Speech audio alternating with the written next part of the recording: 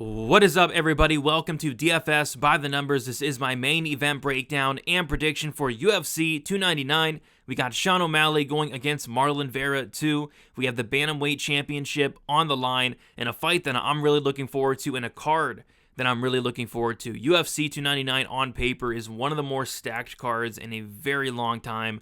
I'm really looking forward to looking forward to breaking it all down.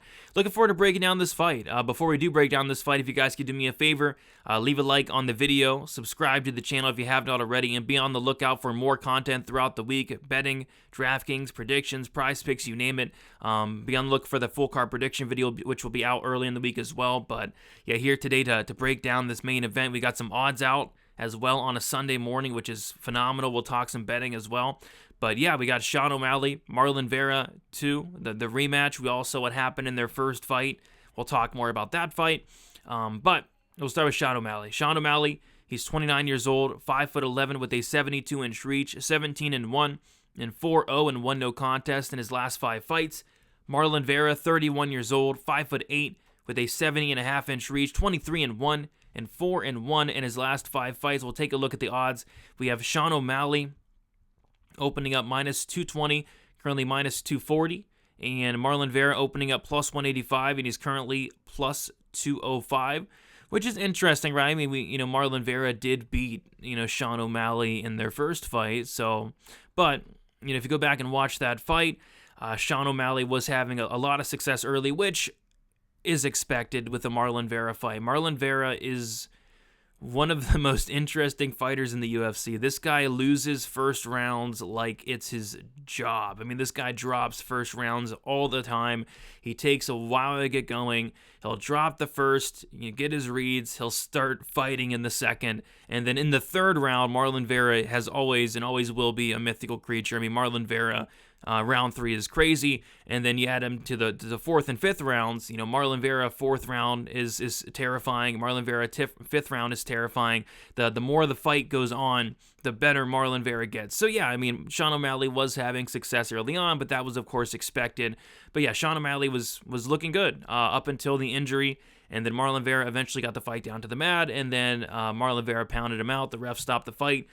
Was it the best stoppage? Honestly, probably, because Sean O'Malley was really hurt. So, yeah, so they're rematching 4 years later. That fight was a while ago at this point. I think it was back in like 2020, back in the Apex. So, yeah, these guys are finally getting their rematch in, and I'm looking forward to this fight. This is a fight that both guys have kind of been excited about for a while. Both guys have been talking about for a while, and I'm definitely looking forward to it.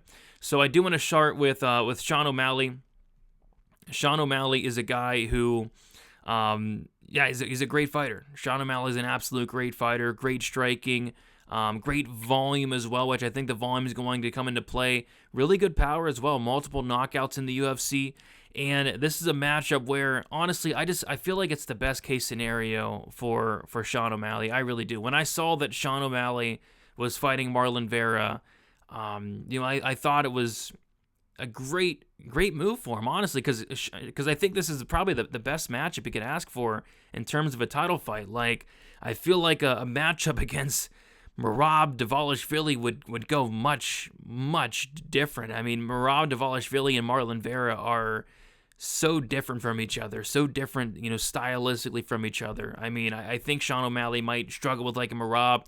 I think even like a Corey Sandhagen could be an interesting stylistic matchup for Sean O'Malley as well.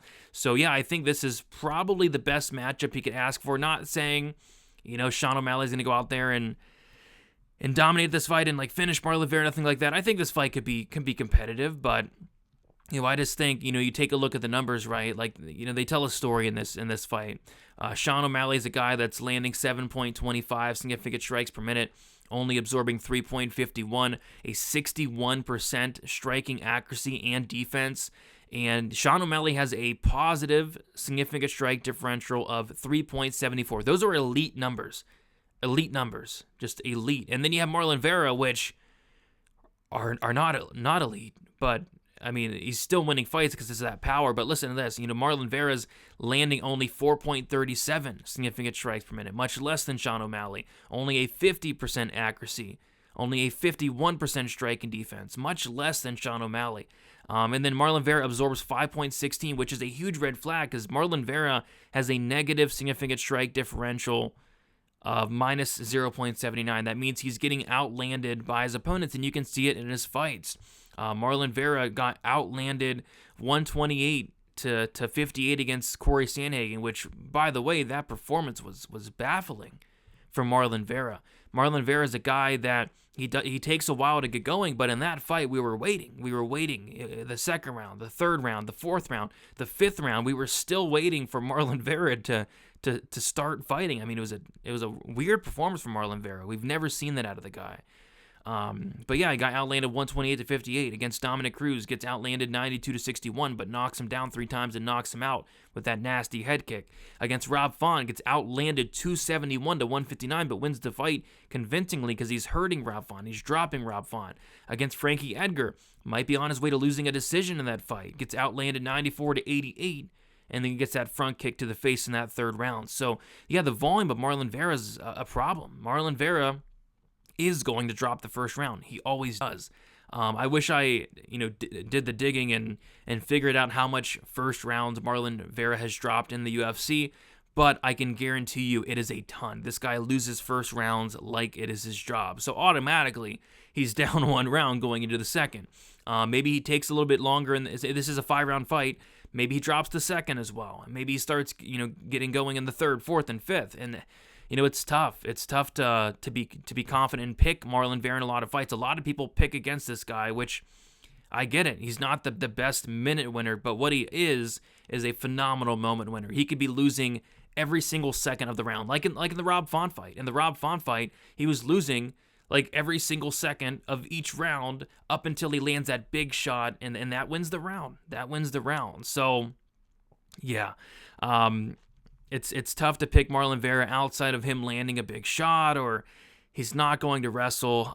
That's not his game. I mean, Marlon Vera has, 4 takedowns in the last 5 years. I mean, he's not wrestling Sean O'Malley, and if he does try to wrestle Sean O'Malley, I don't think he's having any success. So I think this is a fight that takes place on the feet, and when it's on the feet, we talked about the numbers. Sean O'Malley is a much, much higher volume striker, much more defensively sound, much more accurate. Marlon Vera probably has more power, but both guys have power. So, yeah, it should be Sean O'Malley just being the clear minute winner here. Clear as day. The rounds, round by round, it should be clearly in favor of Sean O'Malley unless Marlon Vera lands a big shot, right? If you're Marlon Vera, you got to come out here and kind of throw caution to the wind. You don't want to go out there and just point fight with Sean O'Malley. You're losing that fight all day. He's going to have to come forward like a savage, eat some shots, eat one to give one type fight, and try to land a big shot. And if he does, yeah, maybe he can win the fight, but I don't know. It's a very interesting fight. Some props that do stick out for this fight. So we have props actually on FanDuel Sportsbook, which is nice on a Sunday morning. So they actually opened up the fight goes to decision at plus 196. It is already minus 128. So if you got on that, good to you. I mean, that was off. But yeah, I think this fight does go to decision. And if it doesn't, that probably means that Marlon Vera landed a big shot and knocked out Sean O'Malley. I don't think Sean O'Malley's knocking out Marlon Vera.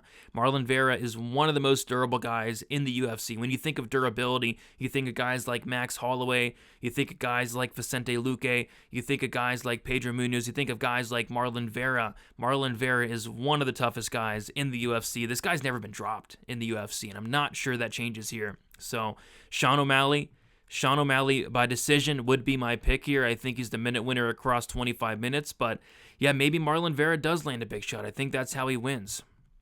Sean O'Malley by decision, holy crap, opened up plus 380, and it's currently plus 125. So yeah, people are kind of onto it. And then if you like Marlon Vera, it's probably knockout. It's probably knockout, which is plus 420. And then also if you like Marlon Vera, I think the finish only, aka the scorecards, no action for Marlon Vera makes a ton of sense.